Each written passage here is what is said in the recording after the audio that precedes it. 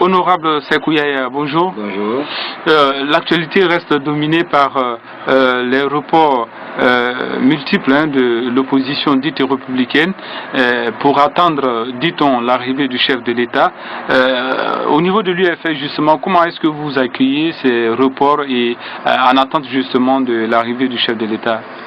Je dis bien qu'il est de leur droit de manifester, de reporter ou d'appliquer ce qu'ils ont dit, mais ils ont des raisons qui les amènent à attendre le chef de l'État, qui nous ont décliné à la presse à travers leur porte-parole.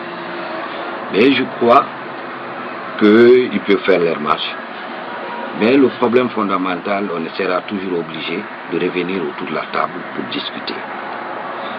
Il faut donner du crédit à l'actuel Premier ministre qui vient d'arriver et qui, c'est vrai, il y a 7 mois il est là, mais qui a pensé aujourd'hui il faut qu'il y ait le dialogue. Et j'ai dit bien, ce qui est important, c'est de faire le dialogue et mettre les garde-fous nécessaires pour empêcher, tirer les leçons de ce qui s'est passé pendant les multiples dialogues qu'on a eus, afin de pouvoir évoluer. Parce que tout le problème fondamental, tout ce que nous faisons aujourd'hui, c'est pour la population guinéenne. Nous cherchons à faire en sorte que le peuple soit à l'aise, nous cherchons à améliorer leurs conditions de vie.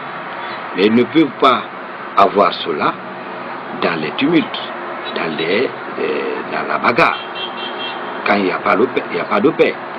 Il est, à mon sens, nécessaire aujourd'hui que chacun de nous pense à ça pour pouvoir voir ce qu'on peut faire, mais de sorte qu'il y ait des garanties nécessaires pour respecter et faire respecter les engagements pris de part et d'autre. Ça, c'est important dans notre pays aujourd'hui.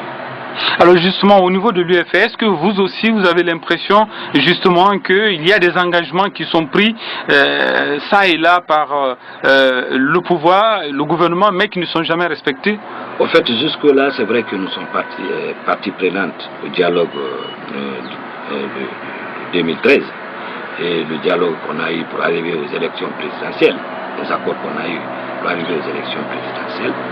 Je me dis, nous sommes signataires de ces accords, nous sommes solidaires que nous devons faire en sorte que ce que nous avons pris comme engagement, que cela soit respecté. Donc c'est la position de l'UFR. Nous ne pouvons pas nous engager sur quelque chose et nous dédier sur cette chose-là. J'ai dit, il faut que l'exécutif fasse tout pour que le travail que les accords que nous avons signés soient respectés. Mais pour cela, il peut y avoir des difficultés pour l'application.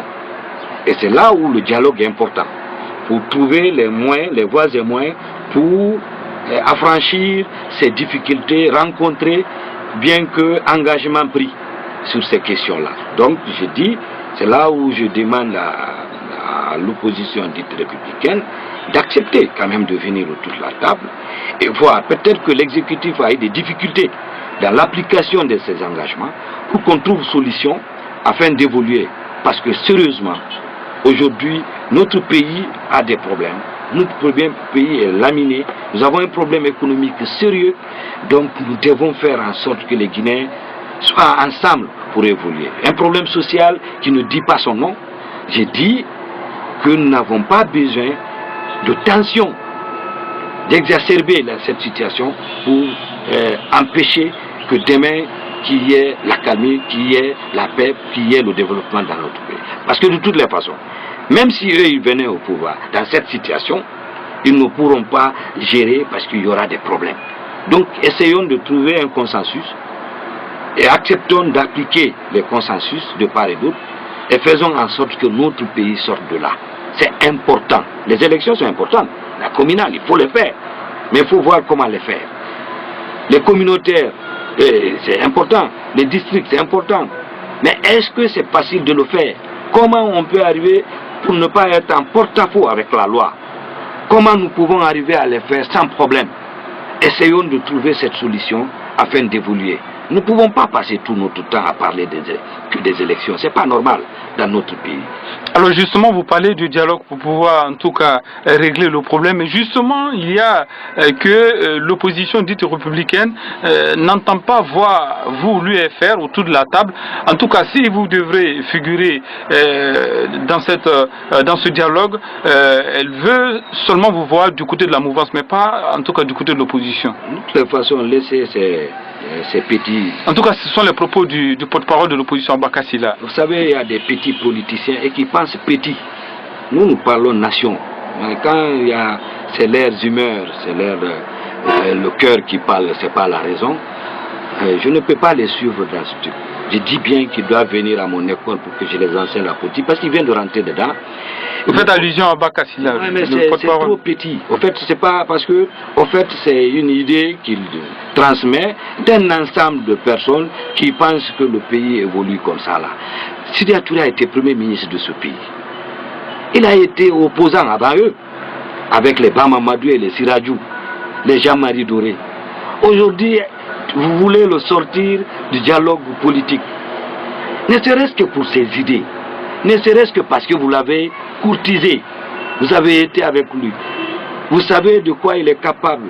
Qu'est-ce qu'il peut laisser faire, qu'est-ce qu'il ne peut pas laisser faire. Il a aidé à dénouer la crise pour nous amener aux élections présidentielles. Quand des petites personnes, des petites gens pensent que ce monsieur ou son parti doit être exclu d'un dialogue, je me dis bien qu'ils ont des problèmes. Nous sommes la troisième force politique, même à l'Assemblée nationale. Comment voulez-vous sortir cette force d'un dialogue politique?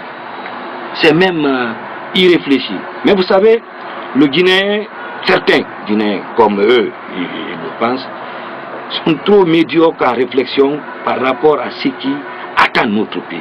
Nous parlons de la nation là. Nous avons besoin de toutes les forces vives et des bonnes idées pour faire avancer le pays. Ce n'est pas des épiphénomènes, des pensées uniques, des idées à sensation, des humeurs qui gèrent l'État. L'État est géré autrement. Donc, ça prouve à suffisance qu'on ne peut pas confier l'État à ce genre de personnes. Parce que c'est des humeurs qu'il faut ressortir. Alors qu'au-delà des humeurs, il y a toute une raison que l'État fonctionne normalement avec des bons cadres. Nul n'ignore la capacité de Sidya à avoir une bonne réflexion, à faire des bonnes réflexions, à aider à ce que les choses évoluent dans ce pays. Donc rapidement, vous pensez qu'il ne peut pas avoir de dialogue et qu'on dise que l'UFR doit être du côté de la mouvance? L'opposition est plurielle. Ils sont une opposition composée de 3 partis par opposition qui sont fusionnés en opposition républicaine. Tu es d'accord avec moi? Il y a d'autres oppositions. Aujourd'hui, il y a PAT avec son opposition. Est-ce que vous voyez? Nous sommes là, nous aussi, avec notre opposition. Ils ne peuvent pas, c'est pas à eux de nous dire que vous êtes affectés à la mouvance. C'est à nous de nous déterminer et dire là où nous sommes. Ils ne sont pas les maîtres de la situation pour nous donner des leçons. Honorable Sékou Yaya Barry, merci d'avoir répondu à nos questions. C'est moi qui vous remercie.